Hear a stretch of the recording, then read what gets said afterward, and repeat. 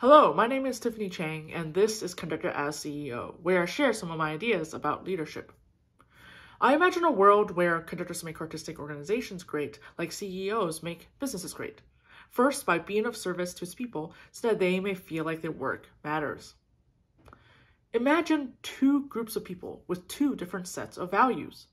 Group 1, that places value on perfect execution as individuals and on showcasing virtuosity and talent. And Group 2, that values perfect execution as an operative team and showcasing how individuals can contribute to a larger goal. What kinds of conversations could you imagine having with the first group that wouldn't interest the second, and vice versa? Which group might you be inclined to feel more belonging to?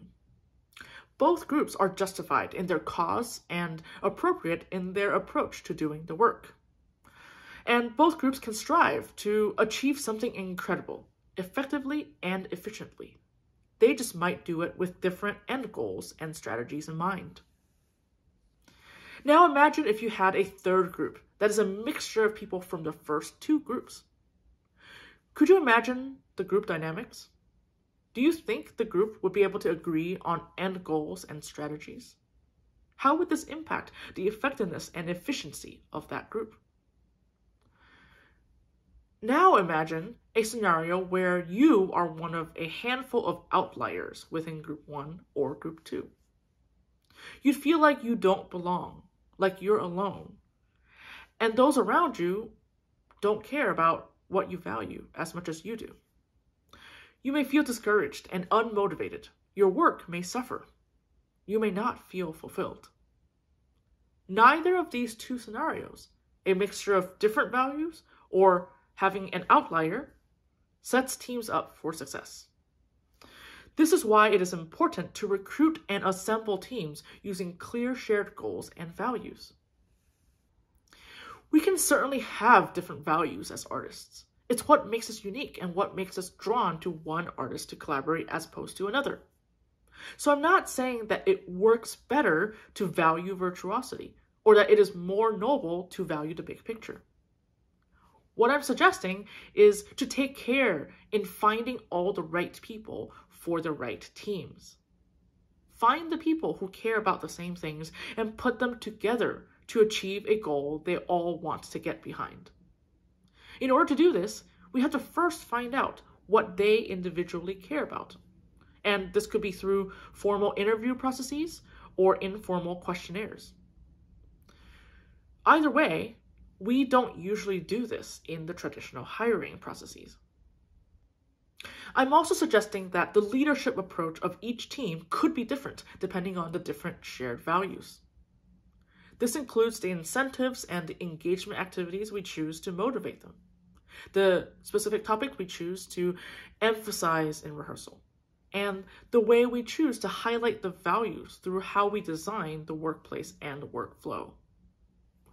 For example, values-based repertoire selection can help bring out what the ensemble cares most about. Professional development opportunities to learn about dealing with conflict may resonate with one group and not at all with another. And here's my own real-life personal example. One time, I felt comfortable explaining counterpoint analysis and actually using it as a way of rehearsing balance and phrasing with an orchestra.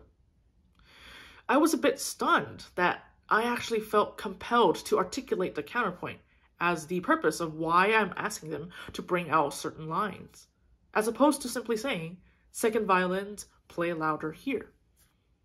Usually, I would just default to saying the latter.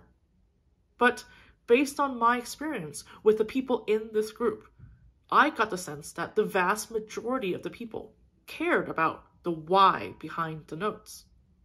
So this strategy would be the most effective. For another group, I might not have used the same strategy. With all the roadblocks and challenges we encounter on a daily basis, it wouldn't hurt to have the people who share the same goals and values to support and push each other. Here are some of my takeaways and what I'm thinking about.